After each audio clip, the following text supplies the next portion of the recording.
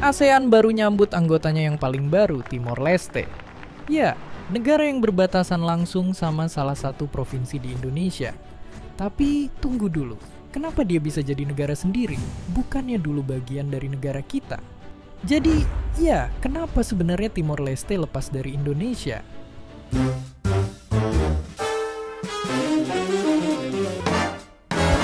Oke, biar bener-bener kebayang, ayo pahamin dari awal. Indonesia itu awalnya berdiri karena daerah-daerahnya bersatu ngelawan penjajah yang sama, Belanda. Nah, dari awal, Timor Timur dijajahnya sama Portugal, makanya dia nggak masuk Indonesia pas kita pertama kali merdeka. Pas akhirnya Portugal pergi, rakyat Timor Timur kepecah. Ada yang mau masuk Indonesia, dan ada yang mau berdiri sendiri. Terus tahun segini, sang jenderal yang tersenyum naik jadi presiden dan ngerasa kalau partai tadi bisa ngancem kestabilan Indonesia, apalagi karena ideologi mereka. Pemerintah kita jadi pengen Timor Timur lebur ke Indonesia dengan alasan biar sama-sama tumbuh dan terlindung dari ancaman asing. Tapi ada ahli yang bilang kalau negara kita punya tujuan lain. Indonesia nggak pengen Fretilin sukses dan micu protes di Nusantara. Dan pengen dapetin keuntungan dari tambang minyak di sana. Inilah awal mula pendudukan militer Indonesia di Timor Timur.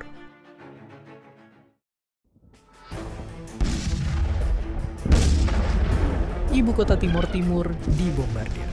Pasukan tentara mendarat dari laut dan udara dan ngambil alih kota dan perlahan seluruh negara.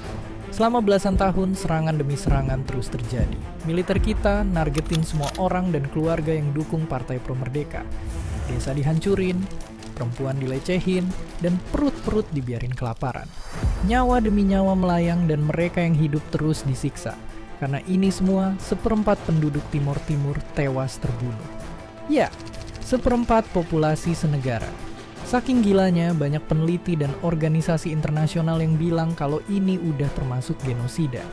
Awalnya nggak banyak yang tahu soal tragedi ini, sampai ada rentetan peristiwa yang bikin semuanya berubah.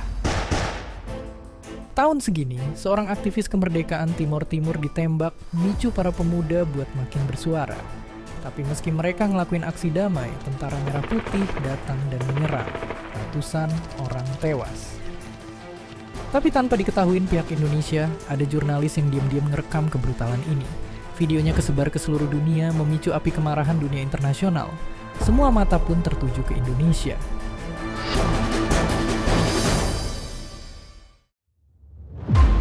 Tapi di Nusantara, pemerintah masih tutup mata. Sampai akhirnya, negara kita sendiri kacau dan Soeharto diturunkan. Tekanan internasional makin mendesak, dan Pak Habibie bikin keputusan yang bikin kaget pejabat lain. Dia ngasih pilihan kebebasan ke warga Timor Timur. Mereka dibolehin nentuin sendiri mau merdeka atau enggak. Inilah referendum kemerdekaan Timor Timur. Hasilnya, kebanyakan pengen merdeka.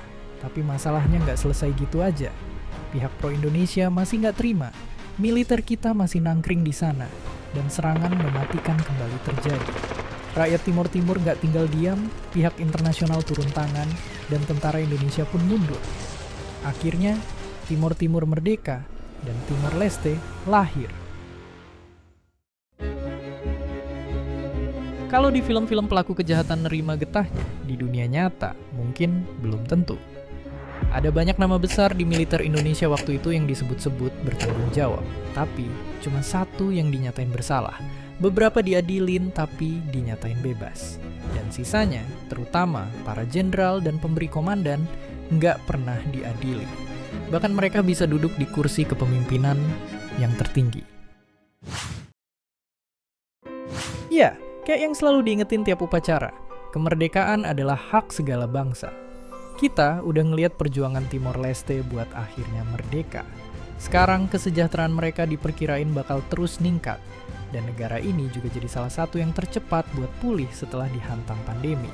Apakah mungkin mereka bakal nyalip mantan penjajahnya? Dan seperti biasa, terima kasih.